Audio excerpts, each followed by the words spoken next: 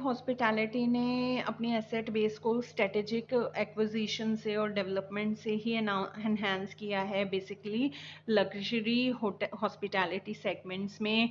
और यहाँ strategic alliance बहुत बहुत स्वागत है। आज हम बात करेंगे वेंटिव हॉस्पिटैलिटी आईपीओ के बारे में, जानेंगे इसकी कंप्लीट डिटेल, इंपॉर्टेंट डेट्स से लेकर इसका फंडामेंटल एनालिसिस, इसके की इंडिकेटर्स, इसके वैल्यूएशन, सब्सक्रिप्शन स्टेटस और ग्रे मार्केट प्रीमियम के बारे में भी। तो वीडियो को बिना स्किप किए एंड तक ज़रूर देखिएगा।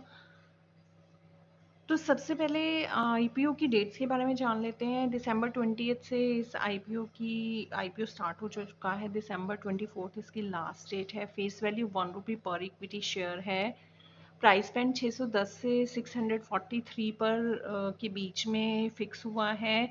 तो जस्टर टिप हमेशा अपर प्राइस बैंड पर ही कोट करें। काफ़ी सारी एप्लीकेशंस रिजेक्ट हो जाती हैं। जो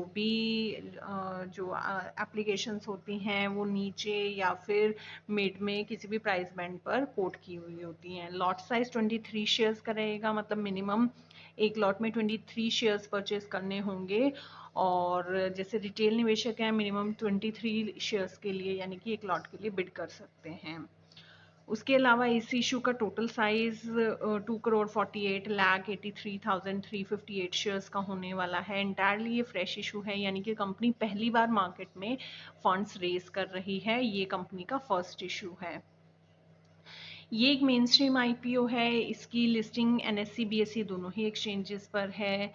अलॉटमेंट डेट फिक्स हुई है दिसंबर 26। रिफंड्स इनिशिएट हो जाएंगे 27 दिसंबर को।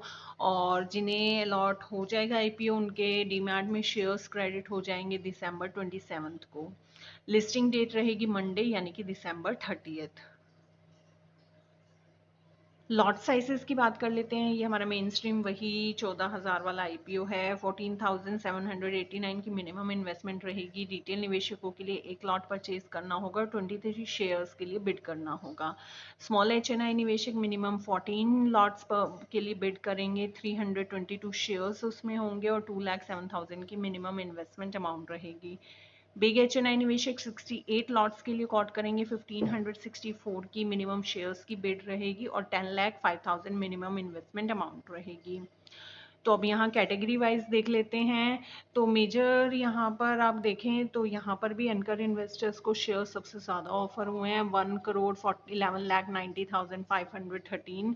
क्यूआईबीज के लिए 29% के आसपास का ऑफर रखा गया है। 14% बिग एचएनआई के लिए और रिटेल निवेशकों के लिए 9.99% का ही यहाँ पर जो शेयर्स हैं ऑफर किए गए हैं। तो अकॉर्डिंगली कैटेगरी वाइज देखकर कितना सब्सक्रिप्शन आया, किसमें ज़्यादा चांसेस हैं, सब्सक्राइब करें एंड डे पर सब्सक्रिप्शन स्टेटस देखने के बाद। तो आइए कंपनी की वैल्यूएशन चेक करते हैं। तो सबसे पहले कंपनी का जो यहाँ पर होल्डिंग नज़र आ रही है प्रमोटर्स की, वो 99.59 है। यहाँ बताया नहीं गया है कि पोस्ट इशू कितना रह जाएगा।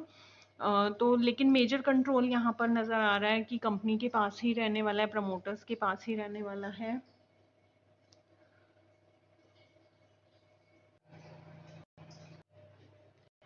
तो ये कंपनी स्टार्ट हुई थी फरवरी 2002 में। तो काफ़ी पुरानी कंपनी है। मेजरली हॉस्पिटैलिटी बिजनेस में है। मेजरली इनके जो लग्जरी सेगमेंट में बिजनेस है, ऑटो फोकस है हॉस्पिटैलिटी, यानी कि होटल सेक्टर में, रिसोर्ट सेक्टर में हाई एंड लग्जरी रिसोर्ट और होटल्स ये कंपनी मैनेज करती है और बनाती है। Total 11 operational hospitality luxury assets इनकी इंडिया में और मालदीव्स में हैं। और इनकी जो प्रेजेंस है वो ग्लोबल आउटरीच यहाँ पर साफ नज़र आती है, क्योंकि ये खुद से ऑपरेटेड प्रॉपर्टी में भी इन्वेस्ट करते हैं और इन्होंने फ्रेंचाइजीज भी ली हुई हैं, जैसे मैरियट होटल, हिल्टन, माइनर और एटमॉस्फेयर। तो ये कुछ बड़े नाम हैं जो जिनके साथ ये कंपनी एसोसिएटेड है, जो ऑटोमेटिकली यहाँ पर हाई एंड कस्टमर्स को जो लग्जरी की तरफ ज़्यादा रहते हैं उनको अट्रैक्ट करती है। और लोकेशन की बात की जाए तो पुणे, बैंगलोर और मालदीव जैसे पॉपुलर जो टूरिस्ट स्पॉट्स हैं वहाँ पर इनकी प्रॉपर्टीज़ हैं, तो ऑटोमेटिकली यहाँ पर कल्चरल सेक्टर, स्पिरिचुअल सेक्टर, और जैसे कि वाराणसी में मालदीव्स लग्जरी और हाई एंड कस्टमर्स की यानी कि टूरिस्ट का अट्रैक्शन है। पुणे, बैंगलोर जो मेजर हमारी प्राइम लोकेशंस में कंसिडर होती है, तो यहाँ इनकी प्रेजेंस है। तो आप ओवरऑल समझ सकते हैं कि कंपनी एक मेजरली होटल बिजनेस में है, luxury high and hotel business में। आइए अब जान लेते हैं इनकी बैलेंस शीट को भी। तो रेवेन्यूज 8% इंक्रीज हैं, प्रॉफिट आफ्टर टैक्स में भारी गिरावट है, -526%। ये एक बहुत बड़ा सेटबैक रहने वाला है इस पर्टिकुलर आईपीओ में। एसेट्स ऑल दो यहाँ पर देख सकते हैं हम इंक्रीज हो रही हैं, रेवेन्यूज भी इंक्रीजिंग हैं, लेकिन जो कंपनी है वो अपनी एसेट से प्रॉफिट नहीं बना पा रही है, अपनी बिजनेस ऑपरेशन से प्रॉफिट नहीं बना पा रही है। तो ये कहीं ना कहीं ऑपरेशनल एफिशिएंसी को एक नेगेटिव इमेज दे रहा है। नेटवर्थ भी कंपनी का कॉन्टिन्यूसली इंक्रीजिंग है, बोरोइंग्स भी हैं कंपनी पर काफ़ी, और रिटर्न ऑन नेटवर्थ भी यहाँ पर नेगेटिव है, और ईपीएस भी नेगेटिव है। तो फंडामेंटल्स उतने स्ट्रॉन्ग कंपनी के नहीं नज़र आ रहे हैं, और कंपनी इस इशू को लाकर करना क्या चाहती है, प्रोसीड्स का बेसिकली कंपनी रीपेमेंट और प्री पेमेंट करना चाहती है अपनी बोरोइंग्स का। जो कंपनी के ऊपर हैवी डेट है उसको रीपे करना चाहती है, जो इंटरेस्ट कंपनी के ऊपर एक्रू हुए हैं उनको करना चाहती है, और सब्सिडरी को स्टेप डाउन करना चाहती है, जो कि मेजरली मालवीद्वीप की प्रॉपर्टी में है और जनरल कॉरपोरेट पर्पसेस के लिए। तो मेजरली ये अपने डेट के लिए और अपनी मालदीव की प्रॉपर्टीज़ के लिए यहाँ पर निवेश जो है मार्केट से चाहते हैं।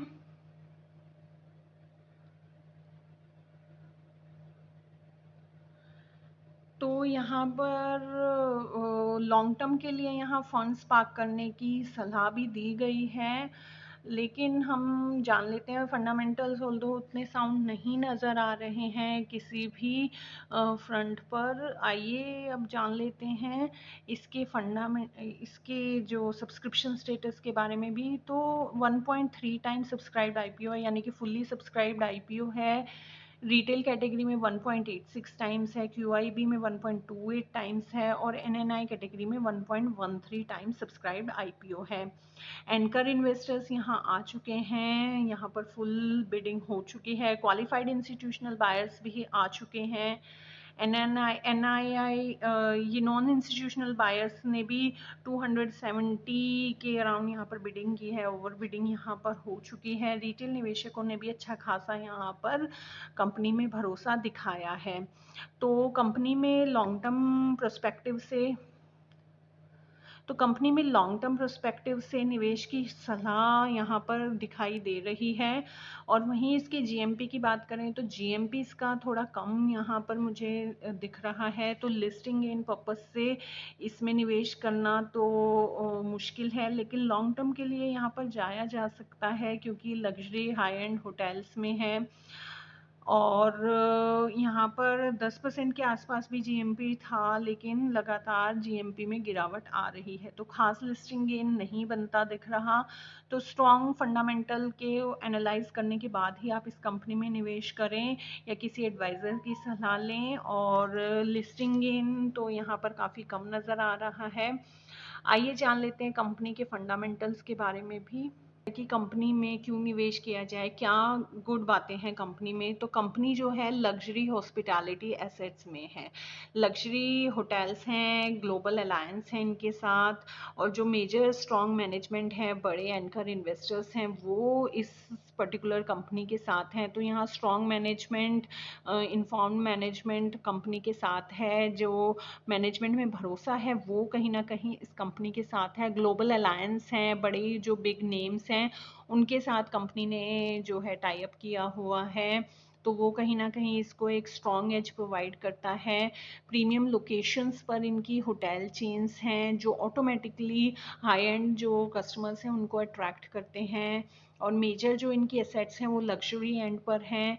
स्ट्रेटेजिक अलायंस हैं, एक्विजिशंस हैं जो इस कंपनी ने अपने यहाँ नियर फ्यूचर में किए हैं, जिसकी वजह से इस कंपनी को एक कॉम्पिटिटिव एज यहाँ पर साफ साफ मिलते हुए दिख रही है। तो वेंटिव हॉस्पिटैलिटी ने अपनी एसेट बेस को स्ट्रेटेजिक एक्विजिशन से और डेवलपमेंट से ही एनहांस किया है बेसिकली लग्जरी हॉस्पिटैलिटी सेगमेंट्स में। और यहाँ स्ट्रेटेजिक अलायंस कहें तो ग्लोबल जो चेन्स हैं, नेम्स हैं, उनके साथ एसोसिएट होके यहाँ पर डाइवर्सिफाइड प्रोडक्ट पोर्टफोलियो है, चाहे वो कहें हम डोमेस्टिक या फिर इंटरनेशनल मार्केट का। डोमेस्टिक इनके खुद के ओन्ड लग्जरी होटल्स में, और अगर बाहर की बात करें तो जो ब्रांड नेम्स हैं उनके साथ एसोसिएट होकर। और यहाँ पर स्ट्रॉन्ग जो यहाँ पर इंडस्ट्री ग्रोथ है उसको हम यहाँ पर देख सकते हैं। तो टूरिज्म सेक्टर काफ़ी ग्रोइंग सेक्टर है और स्ट्रॉन्ग ग्रोथ इसमें देखी गई है, डोमेस्टिक हो चाहे इंटरनेशनल टूरिज्म हो। एक वेल पोजीशन यहाँ पर एक अच्छी पोजीशन कंपनी की दिख रही है ट्रेंड पर कैपिटलाइज होती हुई।